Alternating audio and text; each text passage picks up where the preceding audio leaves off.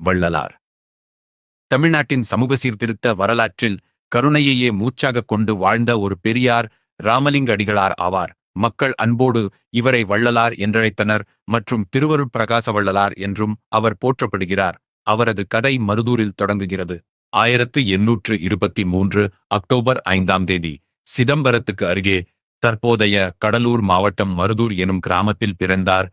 1874 ஜனவரி 30ஆம் தேதி இவ்வுலகை விட்டு நீங்கினார். இவருடைய தந்தை பெயர் இராமையா பிள்ளை. இவருடைய தாய் பெயர் சின்னவையார் ஆவார். இவருடைய தந்தையின் மறைவுக்குப் பின்பு குடும்பம் சென்னையில் வாழ்ந்த சகோதரரின் இல்லத்துக்கு குடிபெயர்ந்தது. முறையான பள்ளிக் கல்வியை பெறாதவர், ஆனால் அளப்பரிய புலமையை வெளிப்படுத்தினார். தேவாரம், திருவாசகம் பாடல்களால் ஈர்க்கப்பட்டு மண் உருகும் பாடல்களை தாமே இயற்றினார்.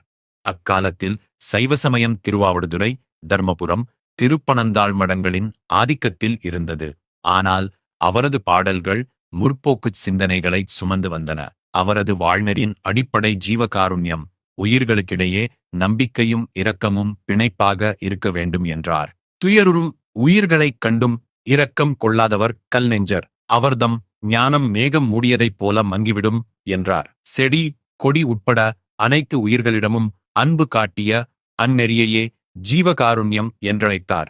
எவர்க்கும் இறைவன் ஒருவரே, எவ்வுயிரிலும் இலங்கும் சிவம் ஒன்றே, அவரே அருட்பெருஞ்சோதி என்று ஆன்மநேய ஒருமைப்பாட்டை முழங்கினார்.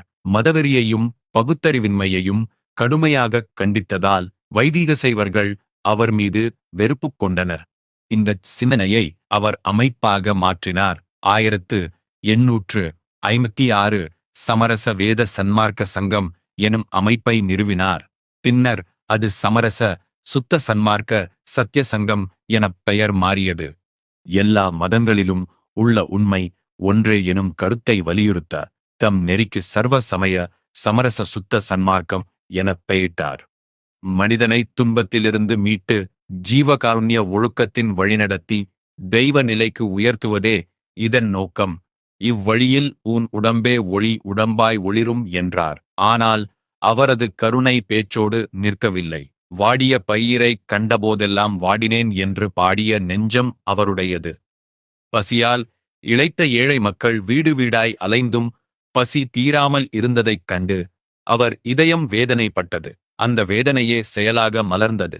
1866 தென்னிந்தியாவை தாக்கிய கொடிய பஞ்சத்தை மனத்தில் கொண்டு 1867 சாதி எல்லைகளைத் தாண்டி அனைவருக்குமான இலவச உணவகத்தை கடலூர் மாவட்டம் வடலூரில் சத்திய தர்மசாலையாக நிறுவினார். வருவோர் அனைவருக்கும் 3 வேளையும் இலவச உணவு இன்றளவும் இடைவிடாது இயங்கி லட்சக்கணக்கான மக்களின் பசியாற்றி வருகிறது. சாதி, மதம், இனம், மொழி பாராமல் உணவளித்தல், இதுவே அவரது கொள்கை.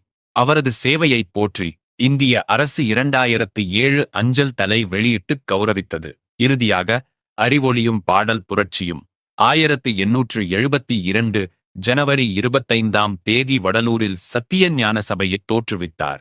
அவர் இயற்றிய 5818 பாடல்களின் தொகுப்பே திருவருட்பா.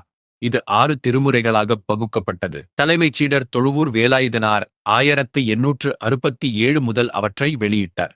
அவரது தீவிர சிந்தனைகள் பழமைவாத சைவர்களை புண்படுத்தியதால் அப்பாடல்களை மருட்பா, அதாவது அறியாமையின் பாடல்கள் எனக் கண்டனம் செய்தனர். மனுமுறை கண்ட வாசகம், ஜீவகாருண்ய ஒழுக்கம் ஆகிய உரைநடைகளுடன் சின்மய தீபிகை, ஒழிவிலொடுக்கம், பசிப்பிணி மருத்துவர் என பல படைப்புகளையும் தந்தார். அவர் பிறந்த அக்டோபர் 5ஆம் தேதி ஆண்டுதோறும் தனிப்பெருங்கருணை நாளாக கடைப்பிடிக்கப்படுகிறது.